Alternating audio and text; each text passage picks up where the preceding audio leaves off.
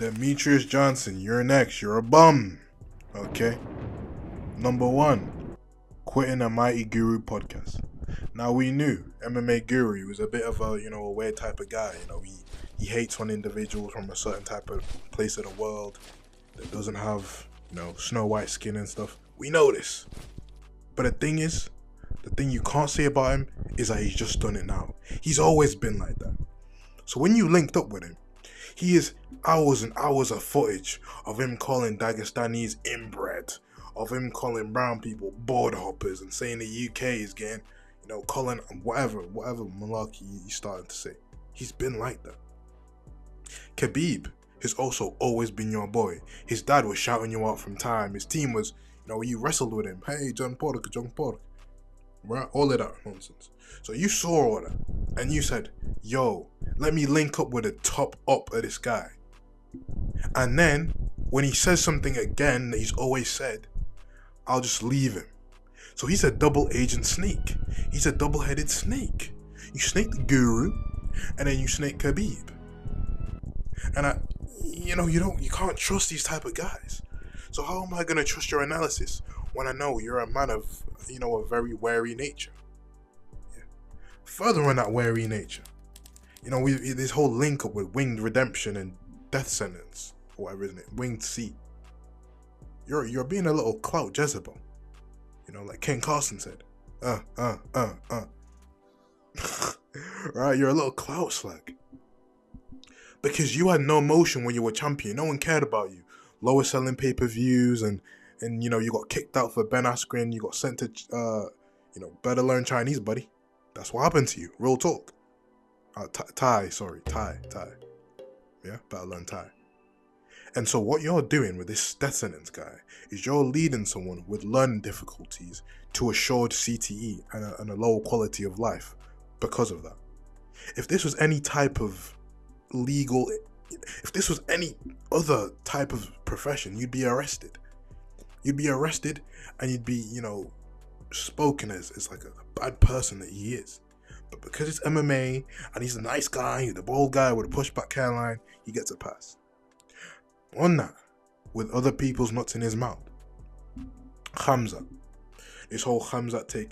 Oh man, you just gotta go watch boxing or something if you think it's boring. You need to shush your mouth. Right? These jiu-jitsu guys, they get in geese and all they want to do is see men embrace. He's the type of guy to be at a party with the boys. The husband are there, and then he wants to pull guard with the boys. I'm in an omoplata and I'm feeling something digging in my back.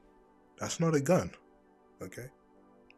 Aside from the fact we've got boring strikers all the time, Strickland and Izzy, even these heavyweights, that can't do a 1-2 without jiggling all over the place, sending jiggle what's through the atmosphere, right? It's the obsession with being a contrarian in MMA that you've got to do the other take that no one's doing so you can look cool and smart. You see it again with his Anthony Joshua take that he said Jake Paul can knock him out because so Andy Ruiz and everyone else, Daniel knocked him out, so Jake Paul could. Now, aside from the fact that Jake Paul is moving up another way that he's not naturally at. Jake Paul is a 5'10". Man, he should be cruiserweight at max. He's not a heavyweight frame. So aside from that, the power generated and the individuals you're comparing him against, Andy Ruiz, who's been blessed with the fastest hands. How do you think he gained those fast hands? You saw what he did after the AJ fight. He started eating. You don't get those fast hands without eating that much. Switching from plate to plate. He's in flow state. Daniel Dubois, this guy is built like Debo. Double D Debo. You want to compare Jake Paul, who was twerking on YouTube, and Alyssa Viola, Everyday Sis. You want to compare him to them. So he's just making a point. Just to stand out and trying to look cool. And I don't know if he's doing it for publicity or views or something, but whatever. Then you've got Francis Ngannou's nuts in his mouth when he said, oh yeah, he'd lose to AJ in a real fight. He didn't say boxing match. He said real fight. Real fight. And I think there's a larger theme that we should go there. If you're a big black Donnie, he will hate on you. He will. He hates on John too, but he gets a pass with John. Right? Because he's a little black Donny that no one cared about. No one gave him the time of day. He was a little pipsqueak guy. Listen, he could beat me up, whatever, I don't care. He was a little pipsqueak guy who was in the league, no one cared about him. Then you got Francis who, you know, he doesn't really try. He's just him. He can't even speak the language really. And you've got him that was begging it.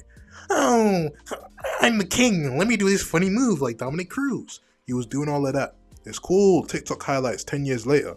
But in a moment, no one cared. Let's keep it a beam. You're a hater. You hate big black guys with clout.